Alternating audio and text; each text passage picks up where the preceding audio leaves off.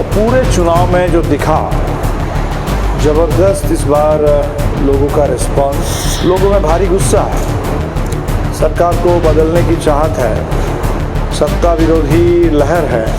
और जो भाषा सुनाई पड़ी एनडीए के, चाहे वो मोदी जी, अमित शाह, योगी जी की भाषा हो, तो सबकी भाषा में एक तरीके से एक बौखलाहट, और सच में जैसे आप दावा करते हैं कि हमने विकास किया है, तो आपको विकास की बात करनी थी, लेकिन प्रधानमंत्री तक आकर के कभी कट्टा, कभी सिक्सर, कभी सुपारी, क्या क्या बात करते हैं।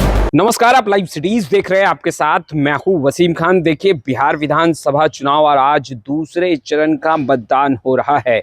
तस्वीरें हम लगातार अपडेट कर रहे हैं, मगर उसी बीच दीपांकर भट्टाचार्य का गुस्सा फूटा है। देखिए, माहौल गर्म, साफ तौर पर नीतीश कुमार पर निशाना साध रहे, कह रहे हैं जिस तरीके से आनंद सिंह, लल्लन सिंह और विजय सिन्हा का बयान और जिस तरीके से बयानबाजी इन तमाम नेताओं ने की है, कहीं ना कहीं जनता गुस्से में है।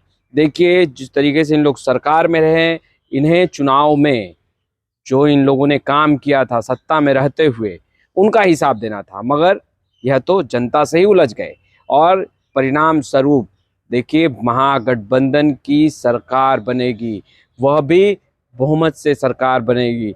साफ तौर पर दीपांकर भट्टाचार्य बड़ा दावा कर रहे हैं, मगर वहीं आनंद सिंह पर गुस्सा फूटा है। सबसे पहले आप दीपांकर भट्टाचार्य को सुनिए। इस चुनाव में हमको जो 20 सीट हम लोग लड़े, उसमें 2 नई सीटें थी, एक राजगीर और एक सुपौल में पिपरा।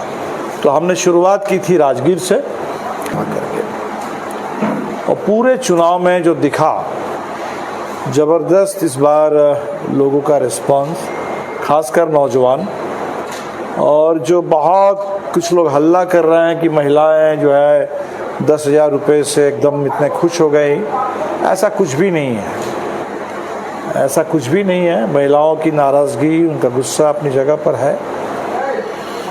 तो हमें लगा कि इस बार बिहार में चुनाव बहुत जोश खरोश के साथ लोगों ने लड़ा है, और एक एक वोट के लिए लोगों ने लड़ा है। जो पहले चरण के बाद जो आंकड़े आए, वो धीरे धीरे अभी भी बढ़ रहा है। पता नहीं अभी भी फाइनल आंकड़ा है कि नहीं। ये चुनाव आयोग आज कुछ कहता है, एक दिन बाद फिर कुछ उसमें बढ़ा देते हैं।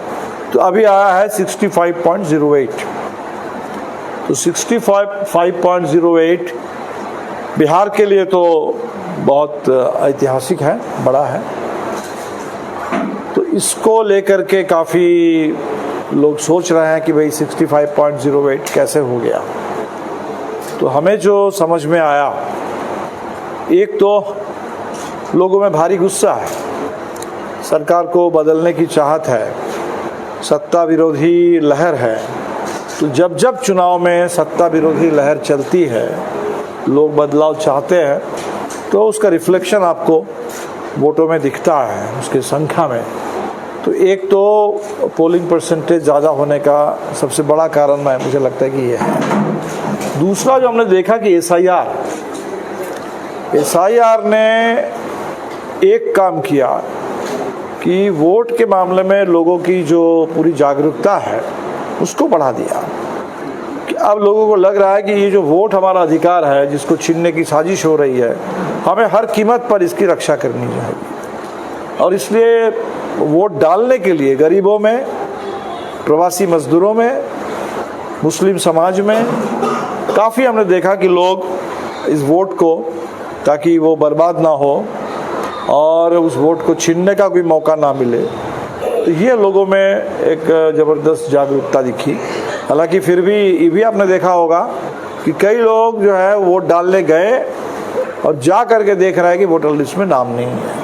बहुत सारे प्रवासी मजदूर जो छठ में आए थे ये सोच करके कि छठ भी हो और साथ साथ वोट भी, लेकिन देखा कि नाम नहीं है और लौट के चले गए। लेकिन ये दिखाता है कि वोट के प्रति लोगों में कितना ज़बरदस्त इस समय एक जागरूकता, एक उसको लेकर के संकल्प है। तीसरा जो इसमें जो एक तरीके से आंकड़ों का गणित है कि 47 लाख वोटर कम हो गए। तो जब आपके टोटल इलेक्टोरेट का साइज कम हो गया तब तो नेचुरल है कि पिछले बार जैसा उतना ही वोट अगर हो तो परसेंटेज में वो ज़्यादा दिखेगा। तो 1% जो ज़्यादा दिख रहा है उसका एक कारण ये भी, तो ले दे करके। और ये भी हम लोगों ने देखा कि जहाँ जहाँ फर्जी वोटिंग हो रही थी या कोशिश हो रही थी, काफ़ी डट कर लोगों ने उसका मुकाबला किया। और इसीलिए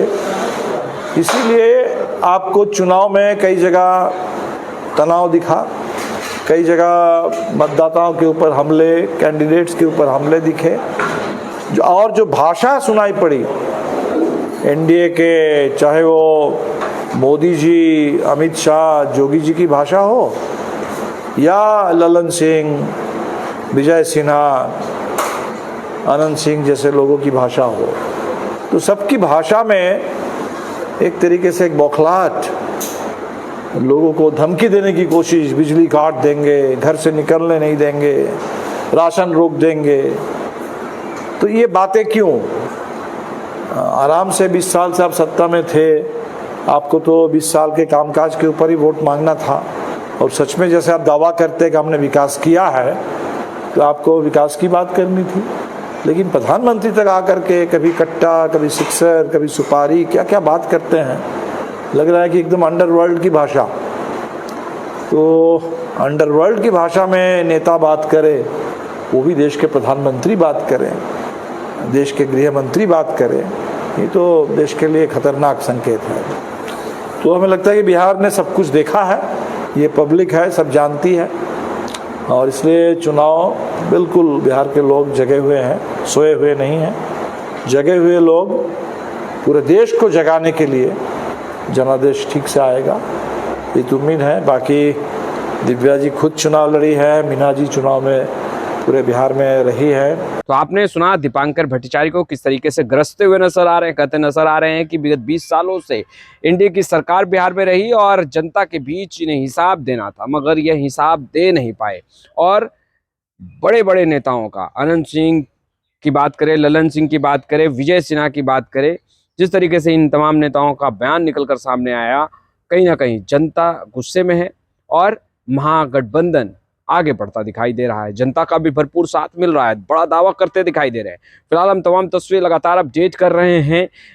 बिहार में आज दूसरे चरण को लेकर मतदान की प्रक्रिया चल रही है और बिहार के उन तमाम हिस्सों से हम लगातार तस्वीरें भी अपडेट कर रहे हैं और लोगों का मूड भी क्या है वो भी बताने की हमारी कोशिश है। लगातार हम लोगों से भी बात कर रहे हैं, मतदाताओं से बात कर रहे हैं और तमाम तस्वीरें सबसे पहले आप तक पहुंचाने की कोशिश भी लगातार हमारी जारी है। फिलहाल इस वीडियो में इतना ही। आपका बहुत बहुत शुक्रिया।